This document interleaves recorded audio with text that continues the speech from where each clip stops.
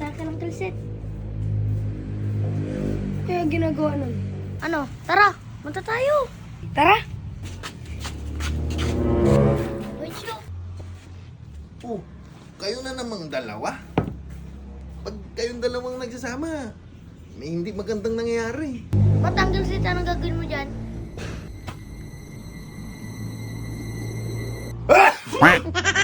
Dito na naman kasi kayong dalawa eh. Eto, gagawin ko tong perso. Paputok ko sa New Year. Wow, ang laki! Paano yung gawin ng kalset? Panoorin nyo na lang. Basta huwag kayong magulo. Manood lang kayo ha. Kita ko sa inyo kung paano gawin to. Oo, uncle, hindi pa kami gugulo dyan. Oo nga. Sige, panoorin nyo ako. Problema lang, bitak tong kawayan. Dito bubutasan yung kilo. Ba't ba nangingialam ka na naman? Mas magaling ka pa sa gumagawa. Kala ko ba manunod ka lang? Hirap yung batang to.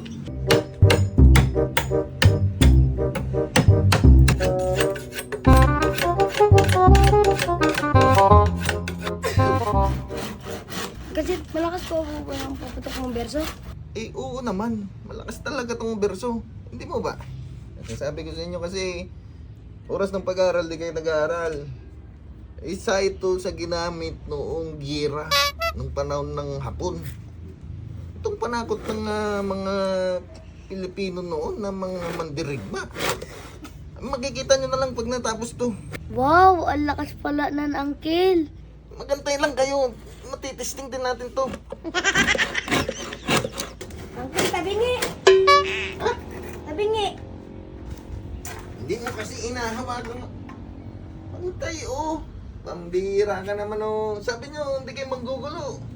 Napapatagal yung paggawa ng pagtutok, eh. Oo, wala nyo. Yun.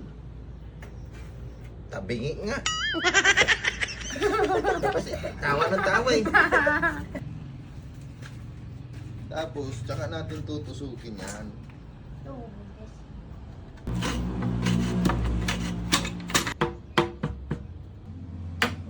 Oh, yan. Kasi paglalagyan lang ng tubig yan eh. Yun. Ano? Testing na natin. Tara.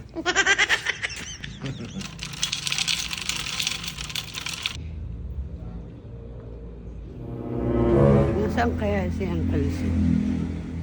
Mapuntahan nga.